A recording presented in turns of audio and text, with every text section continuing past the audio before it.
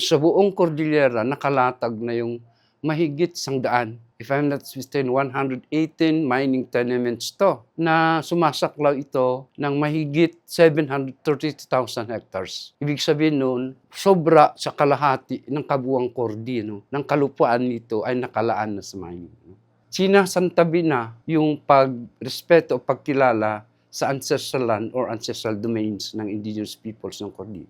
Sa ngayon nga, di ba, ang may init na paglaban ngayon ay matatagpuan natin. One, yung makilala mining sa Pasil Kalinga na sa ngayon tinututulan ng mamayan. No? Number two is sa Mangkayan. Yung crescent mining na kasalukuyan ay nakabarikada ang mga taga-Mangkayan. And next, nandyan ngayon yung issue ng Benguet corporations, no? Na pinipilit na ubusin yung mineral na natitira sa pamamagitan ng contract mining. Tapos, yung pagpasok ng Apex Mining in partnership sa Itogon Suyok Mines, yung S3. Inubos ng S3 itong pinaka-main ore bodies sa ilalim na lupa. Kaya yung APSA 103 na pinaglalaban ng mga mamamayan ng Itogon, ito ngayon tinututulan para hindi mas paubusin yung mineral sa buong barangay ng Dirac, Poblasyon at sa Ampukaw. No? Ito yung 103.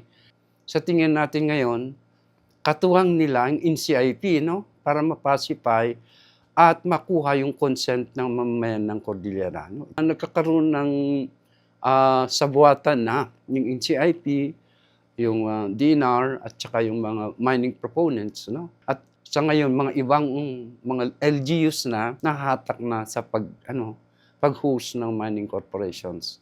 Bilang magsasaka, ang lupa sa indigenous at bilang peasant, ito ay buhay nila yan. Dito sila nagtatanim, dito na sila nakatira, at dito rin yung ibang mga ginagawa pang aktibidad para mabuhay. Ito ngayon, inaagaw ng malalaking mina. No? Kaya bilang magsasaka, nayurakan ang karapatan nilang magsasaka na mag-angkin ng mga lupa. So, dalawang yun, bilang IP at magsasaka. Maraming programa yan sa renewable energies ngayon, sa Cordillera. 105 RE applicants sa Cordi. So from mega dams to big dams hanggang sa yung sa maliit na dams. At geothermal at windmills. Pinututulan ngayon ang pagpasok ulit upang bigyang daan ang buong Apayao River na itatag yung malalaking dams dyan. Biro mo sa isang stretch ng buong Apayao, 9 na dams yung gagawin dyan.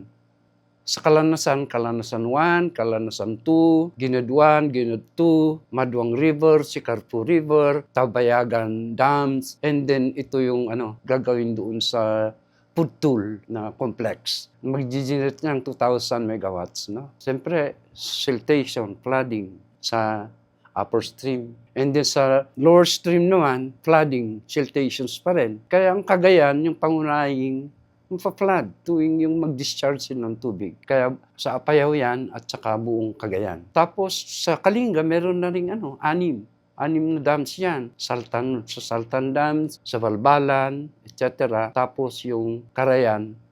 So, ganun yung karami. At marami din sa Benguet, yung mini-hydro dams. Malaking impact ng dam no? Hindi lang yung submergence or flooding, pati na yung ibig sabihin ng watershed conservations. Militarized talaga ang buong Cordi. Why?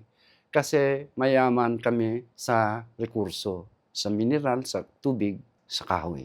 In the pretext daw na suppression ng rebelde. Pero ang totoo lang, bantayan ang mga ito at bawalan o pigilan ng mamayan upang lumaban o magprotesta. Kaya kung titingnan natin, ang mga indigenous peoples ng Cordillera ito ay nakaharap sa isang matinding pangamba na sukdulan na matatawag nating ethnocide.